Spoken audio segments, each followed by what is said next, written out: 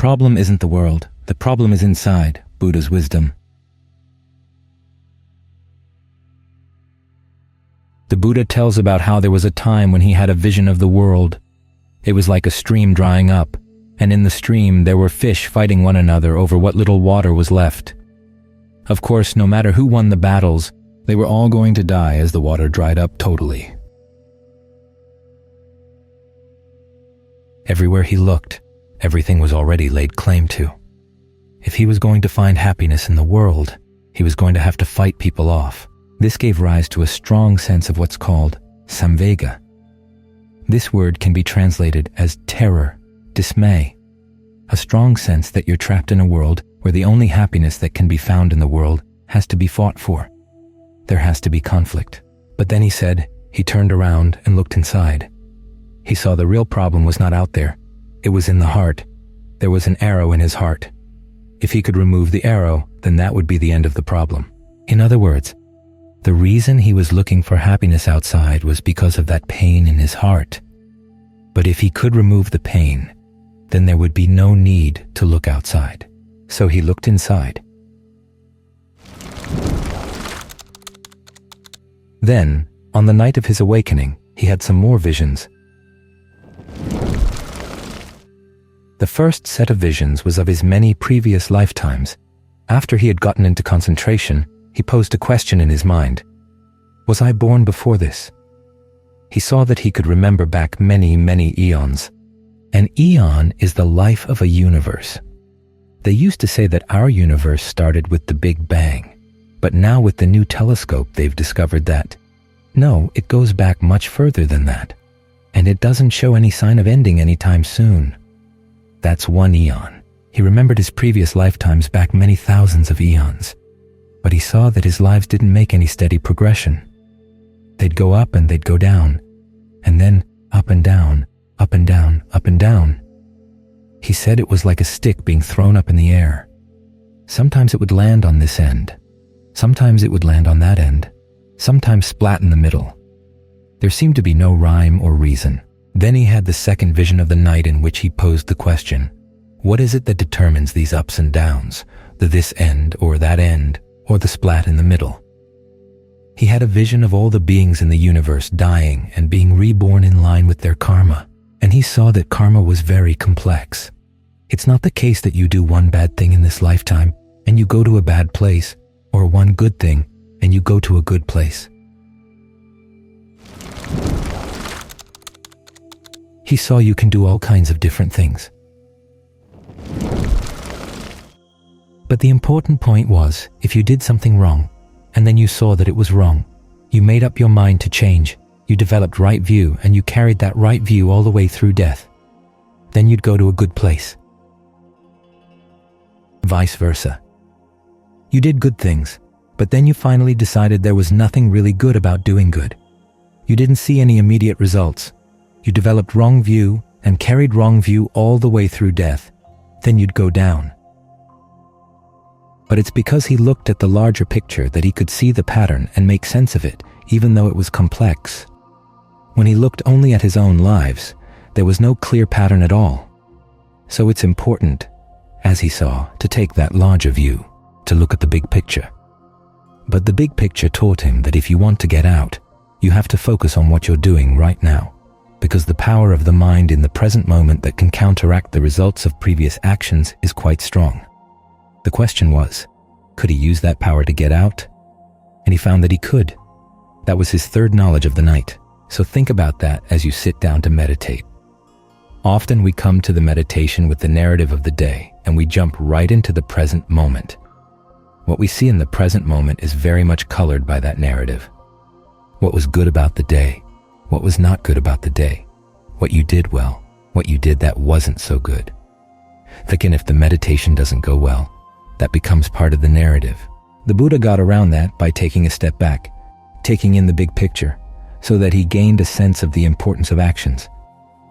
But he also began to see it in more impersonal terms, and the big picture did give him a continued strong sense of saṁvega. You've got to get out. So it's good every time you sit down to meditate to have a sense of the larger picture. This is one of the reasons why we think about goodwill for all before the meditation session begins. At the very least, it helps us to get out of our narratives.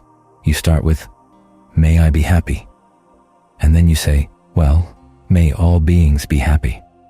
That expands your mind, expands your vision. You realize that even though you're going to be focusing on the present moment, it's not just for the sake of the present moment. It's also for the sake of the future. We hear so much about the wisdom of just being in the present, but the Buddha didn't define wisdom or discernment that way. He said that wisdom or discernment starts with the question, what, when I do it, will lead to my long-term welfare and happiness? What, when I do it, will lead to my long-term harm and suffering? The wisdom lies in taking the long view, realizing that happiness will depend on your actions. And where do you work on your actions? You work on them right here. You can see this in the Buddha's definition of what he calls the 3 kinds of fabrication: bodily, verbal, and mental. Right now, as you're sitting here meditating, bodily fabrication is the way you breathe. Pay a lot of attention to that. Verbal fabrication is the way you talk to yourself, what the Buddha calls directed thought and evaluation. You choose a topic to think about and then you make comments, ask questions. Pay attention to that too. Keep it focused on the breath. And there's mental fabrication, perceptions, the labels you put on things. And then feelings, feeling tones of pleasure, pain, neither pleasure nor pain. Pay careful attention to that. These are the things you use to take the raw material provided by your past karma and turn it into your experience of the present moment. And they're all right here. The breath is right here. Your inner conversation is right here. Perceptions and feelings are right here. But the Buddha also talks about these 3 kinds of fabrication over the long term, in which case bodily, verbal, and mental fabrication simply are the bodily, verbal, and mental karma that leads to results later on in this life and on into future lives. Some people say that the 2 ways of understanding these 3 kinds of fabrication, in the moment and acting between lifetimes, are not connected. But how can that be so? The way you breathe is what allows you to move your body, to do anything at all with the body. When you're going to speak out loud, you first have to speak inside. And when you think about things, you have to have perceptions. You have to have feelings. So when you're here in the present, why? You're dealing with the immediate raw material of those actions that are going to have long consequences. So we're here for the present moment and for the future. It's always important to keep that in mind. We can't stay totally in the present moment, because if you can't remember the lessons you've learned from the past, what are you going to do? And if you don't prepare for the future, you're leaving yourself unguarded.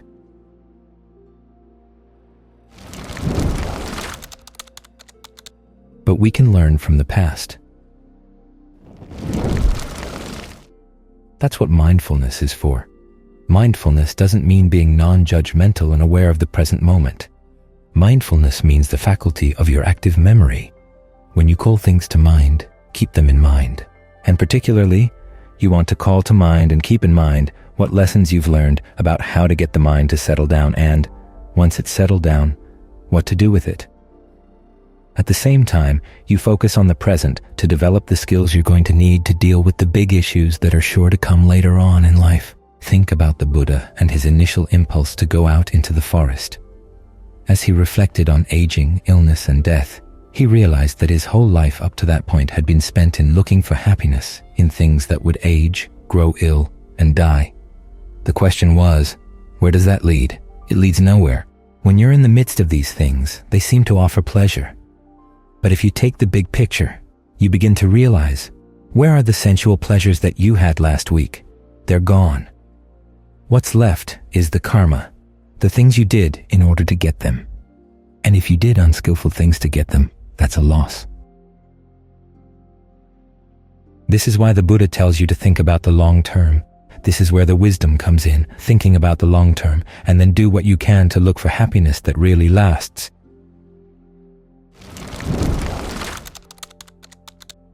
The Buddha wasn't a killjoy. As he said, if you're looking for happiness in this lifetime, you should have initiative. In other words, you don't just sit around and say that you're letting go. There's work to be done. When you gain results from that work, you look after them. You take care of them. You don't squander them. Then you live your life in line with your income. Don't be too frugal. Don't be miserly. Of course, you don't want to be a spendthrift, but don't be miserly. That's interesting. The Buddha says to get some pleasure out of your wealth. Get some pleasure out of your talents, because if you can't get pleasure out of them, you become a shriveled up person, and you resent everybody else's happiness. The question is, which kind of pleasures are harmless and which ones are not? This is where you have to look at yourself honestly. When you indulge in certain pleasures, what happens to your mind state? And what are you doing to other people? You want to be responsible in your search for happiness. The same with humor.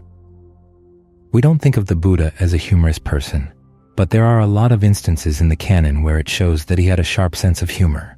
There's the case of the monk who had psychic powers. In fact, a lot of the instances of humor in the canon have to do with psychic powers, accepting that they're real, but also accepting that they're not what we're here for. They're like games. In this case, the monk, Venan Sagata, had stayed in a shrine devoted to a fire-breathing serpent, and he was able to tame the fire-breathing serpent. Word of this got out, and lay people said, "Boy, we want to make merit with this guy." So they went to ask some monks, what is something the monks usually don't get in their alms round?